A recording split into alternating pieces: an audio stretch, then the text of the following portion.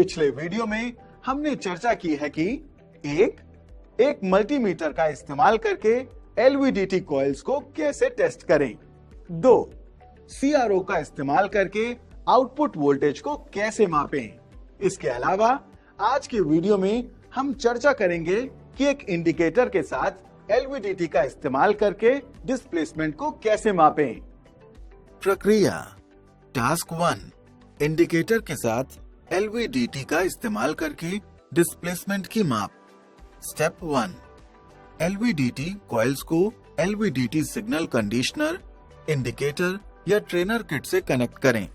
LVDT के लिए signal conditioner में आमतौर पर ट्रेनर किट में एक्साइटेशन वोल्टेज इनपुट, ग्राउंड और डिफरेंशियल आउटपुट सिग्नल के लिए लेबल किए गए टर्मिनल या कनेक्टर होते हैं। स्टेप 2 कोर को एलवीडीटी के मध्य में या इंडिकेट स्केल में शून्य स्थिति में रखें। धीरे से कोर को हाथ से केंद्र स्थिति की ओर ले जाएं। ध्यान रखें कि इसे जबरदस्ती ना करें या अत्यधिक दबाव ना डालें, क्योंकि इससे एलवीडीटी को नुकसान हो सकता है या इसका कैलिब्रेशन प्रभावित हो सकता है। स्टेप 3 जीरो नॉब को समायोजित करें और डिस्प्ले को शून्य करें। एलवीडीटी ट्रेनर किट पर जीरो एडजस्टमेंट कंट्रोल या नॉब की पहचान करें। एलवीडीटी आउटपुट सिग्नल को एडजस्ट करने के लिए जीरो एडजस्टमेंट नॉब का उपयोग करें जब तक कि डिस्प्ले शून्य न हो जाए। अधिक क्षतिपूर्ति या गलत अलाइनमेंट से बचने के लिए नॉब को धीरे धीरे और सावधानी से घुमाएं। शून्य नॉब को एडजस्ट करने के बाद वेरीफाई करें कि जब कोई इनपुट विस्थापन या कोर की गति न हो तो डिस्प्ले शून्य रीड करेगा। स्टेप 4 एलवीडीटी कोर को 5 मिलीमीटर के स्टेपों में धीरे धीरे आगे बढ़ाएं, जब तक आप 20 मिलीमीटर के कुल विस्थापन तक नहीं पहुंच जाते। तब तक एलवीडीटी कोर को 5 मिलीमीटर की वृद्धि में आगे बढ़ाना जारी रखें। प्रत्येक 5 मिलीमीटर वृद्धि के बाद एलवीडीटी ट्रेनर किट पर प्रदर्शित आउटपुट रीडिंग को नोट करें। ये रीडिंग एलवीडीटी कोर के प्रारंभिक स्थिति से विस्थापन से मेल खाती है।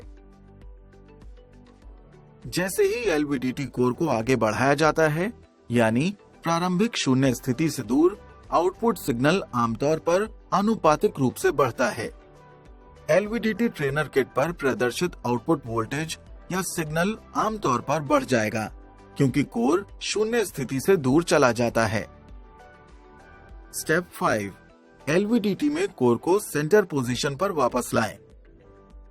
स्टेप 6 धीरे धीरे एलवीडीटी कोर को विपरीत दिशा में ले जाएं। हर बार 5 मिलीमीटर बैक करें। प्रत्येक 5 मिलीमीटर की कमी के बाद एलवीडीटी ट्रेनर किट पर प्रदर्शित आउटपुट रीडिंग को नोट करें, जब तक आप 20 मिलीमीटर के कुल विस्थापन विपरीत दिशा में 20 मिलीमीटर के विस्थापन का संकेत तक नहीं पहुंच जाते।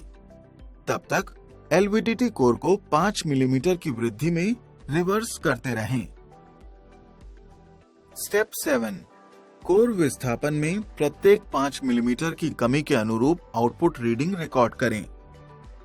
इसके विपरीत, जैसे ही एलवीडीटी कोर को पीछे की ओर ले जाया जाता है, यानी प्रारंभिक शून्य स्थिति की ओर, आउटपुट सिग्नल आमतौर पर आनुपातिक रूप से कम हो जाता है।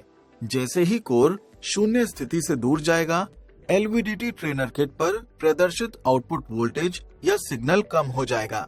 रिकैप, इस वीडियो में हमने चर्चा की है कि एक इंडिकेटर के साथ एलवीडीटी का उपयोग करके डिस्प्लेसमेंट को कैसे मापें।